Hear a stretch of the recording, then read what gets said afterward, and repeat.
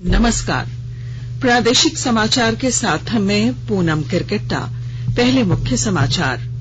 आपके अधिकार आपकी सरकार आपके द्वार कार्यक्रम के तहत मेदिनीनगर में मुख्यमंत्री ने लाभुकों के बीच करोड़ों रुपए की परिसंपत्तियों का किया वितरण। 17 तोपों की सलामी के साथ chief of defence staff general Bipin Rawat और उनकी पत्नी मधुलिका रावत का पार्थिव शरीर पंचतत्व में हुआ विलीन। भाजपा विधायक दल के नेता बाबूलाल मरांडी ने हेमंत सोरेन सरकार पर संवैधानिक संस्थाओं के अपमान का लगाया आरोप। और मौसम विभाग के अनुसार राज्य में 12 दिसंबर के बाद ठंड और बढ़ने की संभावना। न्यूनतम तापमान में अगले 24 घंटे में 2 से 4 डिग्री सेल्सियस गिरावट होगी। और अब समाचारों में आगे बढ़ने से पहले जरूरी संदेश। देश कोविड टीकाकरण अभियान के अंतर्गत 150 करोड़ टीके लगाने की दिशा में निरंतर आगे बढ़ रहा है। कोरोना वायरस का नया वेरिएंट मिलने से चिंताएं बढ़ी हैं। इसे देखते हुए श्रोताओं से हमारी अपील है कि यथाशीघ्र दोनों टीके लगवाएं और अन्य लोगों को भी टीके लगवाने के लिए प्रेरित करें। और कृपया 3 आसान उपायों का पालन करें। मास्क पहनें, 2 गज की सुरक्षित दूरी बनाए रखें, हाथ और चेहरा साफ रखें। कोविड से संबंधित कोई भी जानकारी और मार्गदर्शन के लिए आप राष्ट्रीय हेल्पलाइन नंबर 0112397846 और 1075 पर संपर्क करें। इसके अलावा राज्य हेल्पलाइन नंबर 104 डायल कर समस्या का त्वरित समाधान लिया जा सकता है। महिला और बाल विकास मंत्रालय की चाइल्ड हेल्पलाइन है 1098। वरिष्ठ नागरिकों के लिए हेल्पलाइन 14567। मनोवैज्ञानिक सहायता के लिए निमहांस का नंबर है 0804611007। आयुष कोविड परामर्श हेल्पलाइन नंबर है 14443 और MyGov WhatsApp help desk number 90131515 पर व्हाट्सएप मैसेज भेजकर टीके का प्रमाण पत्र यथाशीघ्र डाउनलोड किया जा सकता है। आपके अधिकार आपकी सरकार आपके द्वार कार्यक्रम के तहत मेदिनीनगर के पुलिस लाइन स्टेडियम में मुख्यमंत्री हेमंत सोरेन ने करोड़ों रुपए की परिसंपत्तियों का वितरण किया। पलामू प्रमंडल स्तरीय मेगा परिसंपत्ति वितरण कैंप में श्रम नियोजन मंत्री सत्यानंद भोक्ता और पेयजल मंत्री मिथिलेश ठाकुर ने भी हिस्सा लिया। मुख्यमंत्री ने कहा कि राज्य में पिछले 20 वर्षों तक जिन शासकों ने राज किया उन्होंने विकास योजनाओं को सिर्फ और सिर्फ कागजों पर समेट कर रख दिया। कोरोना का ये अचानक आ धमकना, इस तरीके से विपत्ति आना निश्चित रूप से हम लोगों के लिए, इस राज्य के लिए बहुत पीड़ादायक होता है। लेकिन इसके साथ साथ यहाँ के लोगों में जो धैर्य है, यहाँ के लोगों में जो सहन शक्ति की जो क्षमता है, मैं समझता हूं कि हम लोग बड़े से बड़े समस्या का समाधान निकाल लेंगे, बड़े से बड़े तूफान का सामना कर सकते हैं। अभी बड़े पैमाने पर इस राज्य में हमारे आने वाली पीढ़ी के लिए, हमारे नौजवानों के लिए जुड़ने का काम करें और इतने सारी योजनाएं सरकार के द्वारा चलाए जा रहे हैं। आज सरकार आपके घर, आपके दरवाजे पर पहुंच रही है। मुख्यमंत्री हेमंत सोरेन ने कहा कि राज्य से 10 लाख लोग रोजगार के लिए अन्य प्रदेशों में पलायन कर जाते थे। इस स्थिति पर काफी हद तक काबू पा लिया गया है। सरकार का मुख्य फोकस ग्रामीण क्षेत्रों को मजबूत करना है। मौके पर डाल्टनगंज के विधायक आलोक चौरसिया, पांकी के डॉक्टर शशिभूषण मेहता, छतरपुर से पुष्पा देवी मुख्य रूप से उपस्थित थे। आज शाम नई दिल्ली के बरार स्क्वायर में शवदाह गृह में 17 तोपों की सलामी देने के साथ ही chief of defence staff general Bipin Rawat और उनकी पत्नी मधुलिका रावत का पार्थिव शरीर पंचतत्व में विलीन हो गया। इससे पहले उनके आवास से अंतिम यात्रा बरार स्क्वायर पहुंची। शव यात्रा के पूरे मार्ग पर हजारों की संख्या में लोगों ने देश के पहले chief of defence staff general Rawat को नम आंखों से विदाई दी।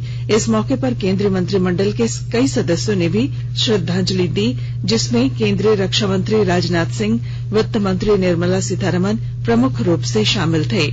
जनरल रावत और मधुलिका रावत को पुष्पांजलि अर्पित करने के बाद गृह मंत्री अमित शाह ने कहा कि जनरल बिपिन रावत बहादुरी, साहस और शौर्य के प्रतिमान थे और उन्हें खोना समूचे देश के लिए अपूरणीय क्षति है। उन्होंने कहा कि मातृभूमि के प्रति उनकी प्रतिबद्धता हमेशा हमारी स्मृतियों में जीवंत रहेगी।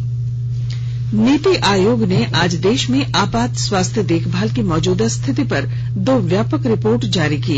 रिपोर्ट में एम्बुलेंस सेवा, स्वास्थ्य संबंधी बुनियादी ढांचा, मानव संसाधन और देखभाल उपकरणों की मौजूदा स्थिति में कमियों का उल्लेख किया गया है। नीति आयोग में सदस्य स्वास्थ्य डॉक्टर वीके पॉल की उपस्थिति में रिपोर्ट जारी की गई। रिपोर्ट की प्रस्तावना में डॉक्टर वीके पॉल ने देश में विश्व स्तरीय कुशल और एकीकृत आपात देखभाल प्रणाली सृजित करने पर बल दिया है। अमृत महोत्सव के तहत आकाशवाणी के साप्ताहिक क्विज में आइए आप भी शामिल हों। जागो ग्राहक जागो, जागो ग्राहक जागो। आजादी का अमृत महोत्सव के लिए सभी उपभोक्ताओं को शुभकामनाएं। हॉलमार्क सोने की शुद्धता सुनिश्चित करता है। हमेशा हॉलमार्क वाले सोने के आभूषण खरीदें। उपभोक्ता किसी भी शिकायत के लिए कृपया राष्ट्रीय उपभोक्ता हेल्पलाइन टोल फ्री नंबर 14404 पर संपर्क करें। उपभोक्ता मामले विभाग, भारत सरकार द्वारा जनहित में जारी। जानो अपने अधिकारों को, अपने हक पहचानो, बेईमानों को सबक सिखाओ, ग्राहक अब तो जागो। जागो ग्राहक जागो, जागो ग्राहक जागो। आकाशवाणी के ताजा तरीन समाचारों के लिए आप हमारी वेबसाइट newsonair.com पर लॉग ऑन कर सकते हैं। ताजा समाचार Twitter handle @AIR News Alerts और Facebook page all India radio news पर भी उपलब्ध है। आप प्रादेशिक समाचार एकांश के ट्विटर हैंडल @AIR News _ और फेसबुक, इंस्टाग्राम पेज तथा YouTube channel AIR News Ranchi पर भी हमारे बुलेटिन सुन सकते हैं। प्रादेशिक समाचार आप आकाशवाणी रांची से सुन रहे हैं और अब पेश हैं कोरोना से बचाव के कुछ संदेश। झारखंड राज्य की स्थापना एवं सरकार के 2 साल पूरे होने के उपलक्ष्य में 16 नवंबर से 29 दिसंबर के बीच आयोजित होगा आपके अधिकार, आपकी सरकार, आपके द्वार। इस कार्यक्रम के तहत राज्य सरकार की महत्वपूर्ण योजनाओं का शुभारंभ, नई परियोजनाओं का शिलान्यास, पूर्ण हो चुकी योजनाओं का उद्घाटन तथा नियुक्ति पत्र या परिसंपत्ति का वितरण किया जाएगा। कंबल का वितरण, किसान क्रेडिट कार्ड के लिए आवेदन प्राप्त करना, कोविड टीकाकरण की सुविधा, असंगठित क्षेत्र के श्रमिकों का ई-श्रम पोर्टल पर निबंधन करवाने के साथ ही पर्यटन, कला, संस्कृति, खेल कूद के कार्यक्रम आयोजित करना है। हेमंत सरकार आएगी आपके द्वार, लेकर एक नेक प्रयास, पहुंचेगा जनता तक सभी सुविधाओं का लाभ। सूचना एवं जनसंपर्क विभाग, झारखंड सरकार द्वारा जनहित में प्रसारित। चलो एक शुरुआत करें, चलो एक फैसला आज करें, मास्क नहीं तो टोकेंगे, कोरोना को रोकेंगे। चलो एक इरादा करते हैं, चलो एक इरादा करते हैं, मास्क नहीं तो टोकेंगे, कोरोना को रोकेंगे। भारत सरकार द्वारा जनहित में जारी। कोविड-19 से बचाव और सुरक्षित रहने के 3 उपाय। मास्क लगाएं, 2 गज दूरी है जरूरी, सुरक्षित दूरी रखें, हाथ और मुंह साफ रखें। प्रादेशिक समाचार में आपका फिर स्वागत है। भाजपा विधायक दल के नेता और पूर्व मुख्यमंत्री बाबूलाल मरांडी ने राज्य की हेमंत सोरेन सरकार पर संवैधानिक संस्थाओं के अपमान का आरोप लगाया है। श्री मरांडी ने कहा कि कोर्ट के आदेश के 10 दिनों बाद भी मुख्यमंत्री के विधायक प्रतिनिधि पंकज मिश्रा और डीएसपी प्रमोद मिश्रा पर SC/ST थाने में केस दर्ज नहीं किया गया है। वहीं दूसरी ओर चुनाव आयोग के आदेश के बाद भी देवघर उपायुक्त को भी उनके पद से नहीं हटाया गया है। कोडरमा के उपायुक्त आदित्य रंजन ने निरीक्षण के दौरान सामुदायिक स्वास्थ्य केंद्र के मल्टीपर्पज भवन निर्माण को लेकर संतुष्टि जताते हुए अधूरे पड़े कार्यों को जल्द पूरा करने का दिशा निर्देश दिया। कोडरमा के चंदवारा प्रखंड में करोड़ों की लागत से बहुमंजिला स्वास्थ्य केंद्र का निर्माण किया जा रहा है। उपायुक्त ने प्रखंड के अधिकारियों के साथ निर्माणाधीन भवन का निरीक्षण किया। इस मौके पर उन्होंने कहा कि जिले में स्वास्थ्य सेवाओं में लगातार विस्तार हो रहा है, साथ ही प्रखंडों में भी सरकारी स्वास्थ्य व्यवस्थाओं को दुरुस्त करने का प्रयास लगातार जारी है। वहीं गुरुवार को कोडरमा जिले में 2 संक्रमित मिलने पर उन्होंने कहा कि कोरोना के नए वेरिएंट को लेकर तैयारी पूरी कर ली गई है और स्वास्थ्य विभाग पूरी तरह से अलर्ट है।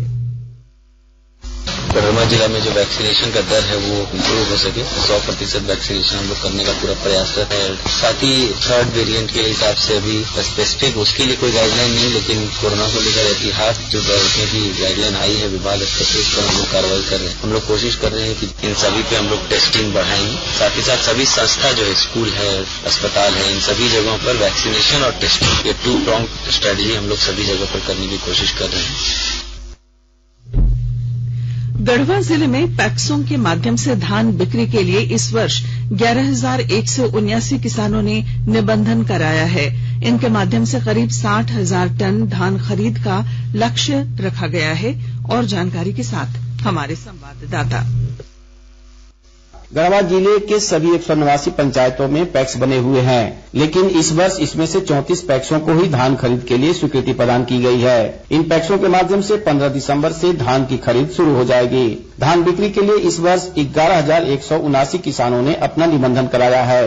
इन किसानों के करीब 60,000 टन धान खरीद का लक्ष्य रखा गया है। पिछले वर्ष यहां भारतीय खाद्य निगम के माध्यम से धान खरीदा गया था। भारतीय खाद्य निगम ने पिछले वर्ष 7,550 किसानों के माध्यम से कुल 104 करोड़ 48 लाख रुपए के धान की खरीदारी की थी। किसानों से इस वर्ष राज्य सरकार द्वारा निर्धारित बोनस के साथ 2,050 रुपए प्रति क्विंटल धान क्रय किया जाएगा। इस प्रकार पूरे जिले से करीब 120 करोड़ रुपए मूल्य के धान की खरीद होने की उम्मीद है। विनोद कुमार पाठक, आकाशवाणी समाचार, गढ़वा। भाजपा का प्रदेश स्तरीय 3 दिवसीय आवासीय प्रशिक्षण शिविर कल से गिरिडीह जिले के मधुबन में आयोजित हो रहा है। भगवान पार्श्वनाथ की तपोभूमि मधुबन में आयोजित इस प्रशिक्षण शिविर को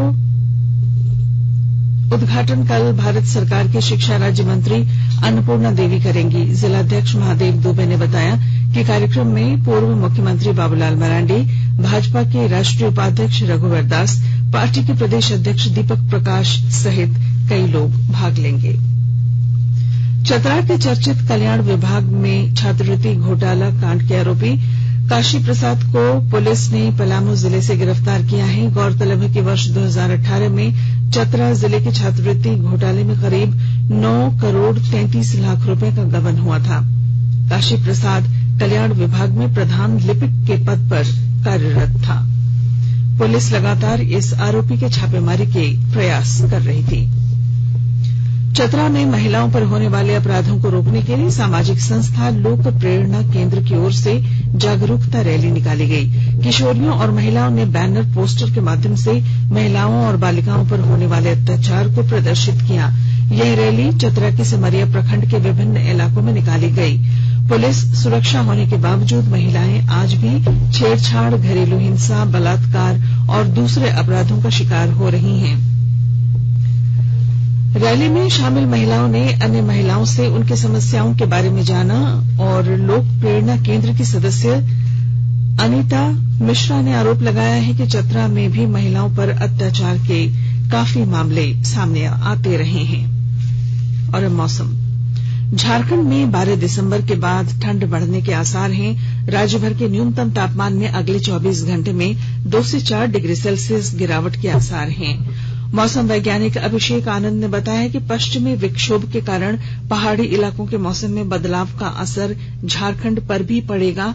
उन्होंने कहा कि फिलहाल जो हवाएं चल रही हैं इसमें पूर्वा हवा का भी अंश है और इसके प्रभाव से आसमान में आंशिक बादल छाए हुए हैं और तापमान में कमी नहीं हुई है। लेकिन आने वाले 3-4 दिनों में उत्तर दिशा से हवा का बहाव शुरू होगा और ठंड भी बढ़ेगी। और अब अंत में मुख्य समाचार। आपके अधिकार, आपकी सरकार, आपके द्वार कार्यक्रम के तहत मेदिनीनगर में मुख्यमंत्री ने लाभुकों के बीच करोड़ों रुपए की परिसंपत्तियों का किया वितरण। 17 तोपों की सलामी के साथ chief of defence staff general Bipin Rawat और उनकी पत्नी मधुलिका रावत का पार्थिव शरीर पंच तत्व में हुआ विलीन। भाजपा विधायक दल के नेता बाबूलाल मरांडी ने हेमंत सोरेन सरकार पर संवैधानिक संस्थाओं के अपमान का लगाया आरोप। और मौसम विभाग के अनुसार राज्य में 12 दिसंबर के बाद ठंड और बढ़ने की संभावना।